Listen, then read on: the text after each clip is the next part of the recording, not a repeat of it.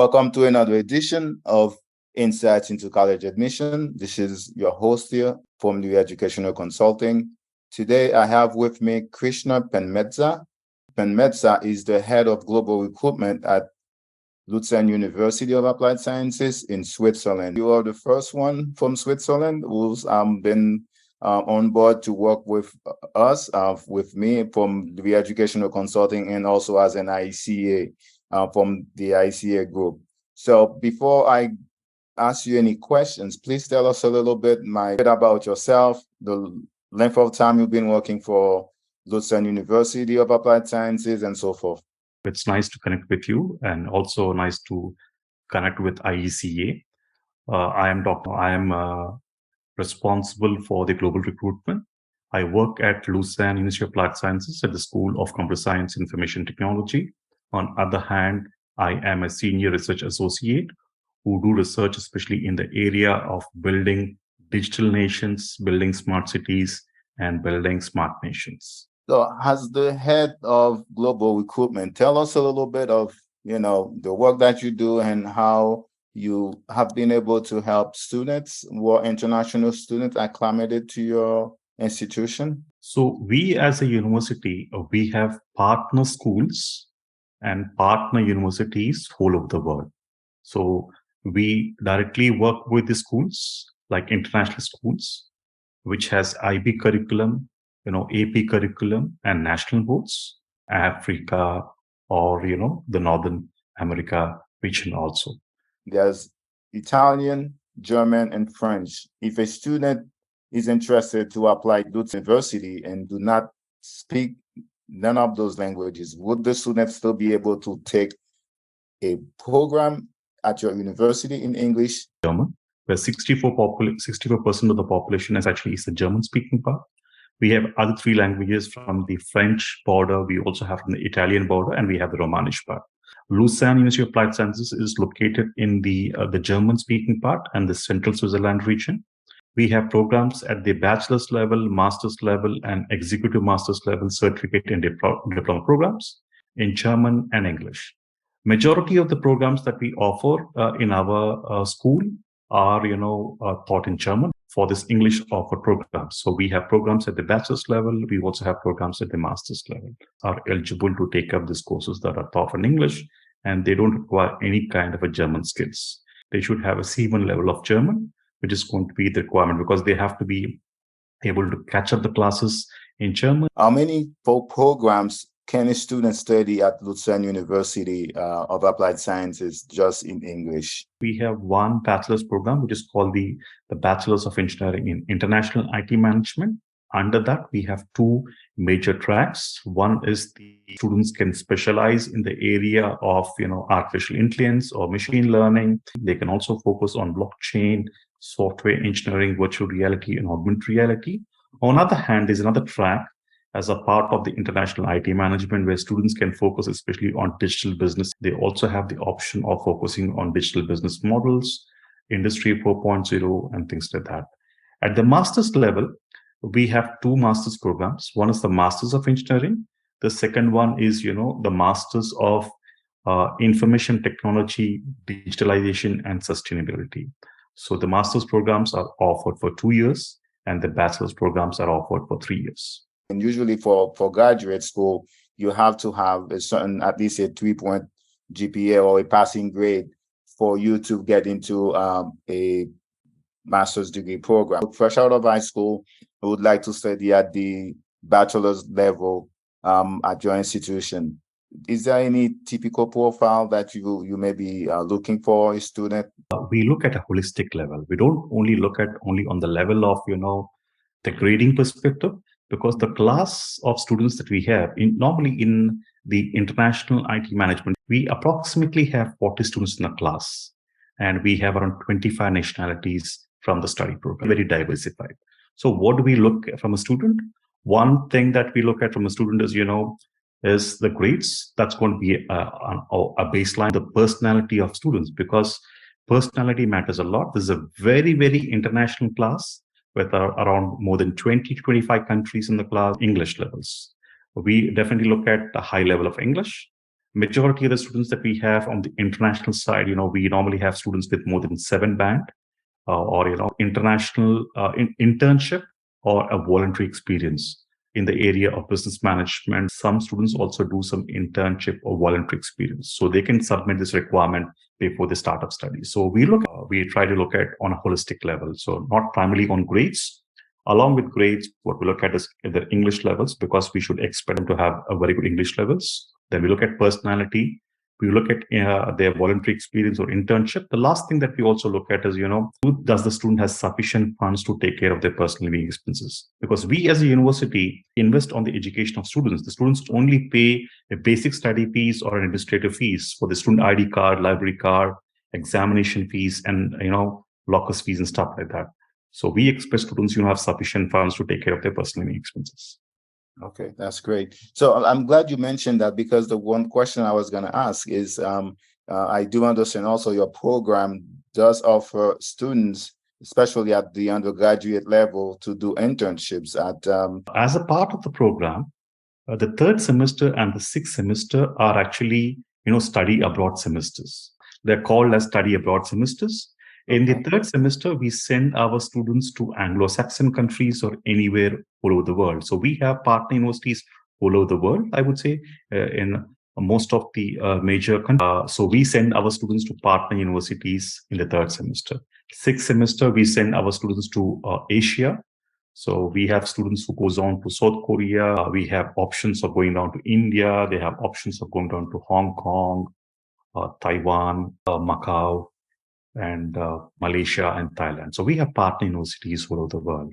And on the third semester, we have options for students to study in countries like USA, UK, Canada, Australia, and Europe. These are called the study abroad semesters. They will go either in American Anglo-Saxon country, or on their sixth semester, they will go to Asia, wherever they decide to go. This actually is an opportunity that is given for the students who are pursuing the Bachelor's of Engineering in International IT Management. Specifically, when we talk about international IT management, the curriculum is designed in such a way that students practically learn to go and study abroad in another country, I would say that, so that, when they start working in companies, they're well prepared for what the multinational companies are expecting. When you look at actually the programs that we offer in the German side also, which is the bachelor's programs which are offered in German, they have a scope for doing 1 semester abroad. I would say, they can discuss with the study program head and the international office, and probably, they can actually apply to go and study abroad for 1 semester or 2 semesters. But specifically, they have to discuss with the study program head, and they have to take a permission and go abroad. It's going to be a mandatory thing that they have to study for 2 semesters abroad. Okay, well, that's great. So that means the student has an opportunity to have a broader skill in terms of different countries and how they operate, as opposed to when they really start working. Exactly right. Because I know Switzerland is a country that, for some students, they might find it a little bit expensive. So can you tell us, as an international student coming to Switzerland who doesn't know the country, how does your university help them in terms of accommodation and things that they need to know prior to coming? In the School of Computer Science at Lucerne University of Applied Sciences, for the international study programs that we are offering, we are also supporting our students with international, accommodations for them, because we know that if they don't have accommodations, they can't get visas to find an accommodation before they arrive to the country. So because there requires, a process, there's a process of background check and things to that. So in order to support our international students who come from all over the world, if we admit a student, we also have support from our housing department. So we also arrange students the accommodation. So they also have an option of getting an accommodation.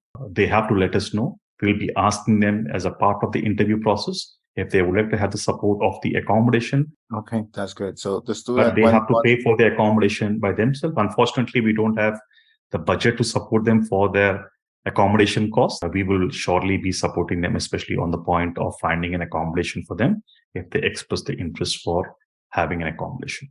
That's already big help, because especially in a country where the student may not speak the local language, having the university already arrange the accommodation is something I find very special because before you get the accommodation, so the university providing that is a major relief to the student. It is the management that we have here. We always look at how best we can support our students here, and we know that as international students, what are the challenges they face. So we do our best to support them to the best of the abilities we have. And at Lucerne University of Applied Sciences, we give this a lot of importance for international students to see that they have the necessary space for them to feel them comfortable, because that's going to be a very, very important thing. And we try to see that we assign a buddy for a student before the student basically start the studies in our university. There will be a buddy assigned, and this buddy would be the contact person for the student in helping them with answering any questions before they start their studies. This is the buddy who basically picks the student from the airport.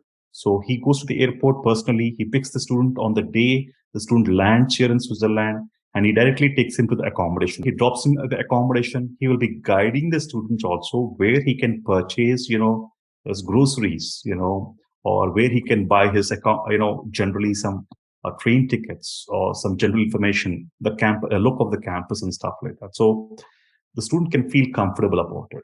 He feel comfortable if he has any questions, in opening a bank account and stuff like that, he can ask the buddy. The buddy would be helping the student, so the student is more comfortable before he starts from his country or he lands here in Switzerland till he get to know some people, because it takes a bit of time for him to, find friends, get used to the people here till he feels comfortable. This buddy is there who will be able to act as an advisor, as a mentor for helping the basic things. We at the university level, we always do. The students are always able to reach out to me when required. Some of the students, they always stay in touch with me through WhatsApp. So the buddy system that you mentioned, just to clarify, is it another student helping the new student Yes. arriving? Okay. Yes. This is actually going to be another student in the university who has the knowledge about all these things. So he's the person who goes to the airport and picks up the student and help all the stuff. It's like an ambassador for the university who's guiding the new student as a mentor. Obviously, yes. He's trying to basically support the student to make him feel comfortable. Because when he lands in the country here, it's the first time he's arriving. And some of the students from some specific countries like Asia, Middle East, or Africa, or some countries, they have not traveled in the past to other countries. So they feel insecure. To make them feel secure and they feel it's a very safe place. In general, Switzerland is a very safe place. A male or a female can walk at the roads at midnight. On the other hand, to make them feel comfortable from the day, because we hear from students and their parents that, at the last minutes of the travel, some of the parents are slightly concerned. So we try to see that, to make them feel more comfortable. We have good administration here who basically thinks on all these angles. The buddy would be taking care of the student before the arrival and after the arrival for a couple of days. Well, I'm glad you mentioned of the safety reason, because especially for international students coming from other countries where security might be an issue, the parents are always fearful that their kids are gonna go to another country and not be safe. So I can vouch to that. Switzerland is a very safe country, and people travel at any time of the day. The accommodation that you offer, is it managed by the university? What is the safety of the student? Only access the specific floor can enter that specific floor. A student from other floors also cannot enter the other floor. They have to have access at the respective floor. The third level of security is the individual room. So every student basically has an individual room, and they have a lock and key. He is the only person who has the right to give the permission for the other person to enter the building, the floor, or the room. They basically have no access unless the student basically gives an access. There are a couple of people who only have access. One is the maintenance people, when there's actually some kind of maintenance problem to support the students. So the maintenance people will have some access to it. So they have access directly to it.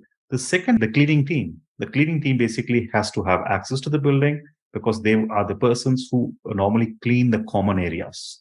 There's a common areas, that will be there. So these are the only two persons who basically have access. and that only authorized persons of that maintenance at the same time, I'm not able to Dr. hear you. Krishna, with Yeah. that, I really thank you very much for a great conversation. So you gave me a lot of information, and for the audience who will actually be having a sneak peek at this video, they will understand that Switzerland has actually programs. Some of the universities do offer program in English, and the student does not have to place where they live in. So they can still come to Switzerland and study a program in English, get a degree, and then from there they can have a better life. So I definitely would like to catch up with you sometime with that conversation because it's very I have, interesting. as Chain has been mentioning, Switzerland has been a very attractive place in terms of, the standards of living, security. It's is a very innovative country. It is the number one ranking country globally from past 12 years, especially on the innovation technology rankings globally. When you talk about Switzerland, or pay is only for their study fees and administrative fees. They don't pay anything more than that. And we have very international programs with 95% of the international programs. Is there one last word you would like to say before we end this? One thing that you felt like you should have mentioned but didn't? It's my pleasure in connecting with you, interacting with you, and I have a wonderful conversations with you last time and today. And I look forward meeting you very soon in the month of August. Hopefully, once you're back from your trip from US. I look forward to finally meet you in person. And I'm sure we'll be doing a lot of work together since I'm here for the moment in Switzerland. So and a lot of my colleagues who depend on me also would like to make that connection. And very soon would be nice to come and visit your campus. So at least when I talk about the university, I see it on your website, but I would like to come physically see the beautiful campus itself. I look forward to seeing you soon. And for the audience, once you get a chance to view this, you'll find out that Switzerland also is one of the countries that is very, in terms of education, offers a really strong academic programs that students can study in. And it's a safe country. So if you are interested and would like to know more, you can. They can reach out to me at krishna.penmatsa@hslu.ch. So they can definitely reach out through email to me.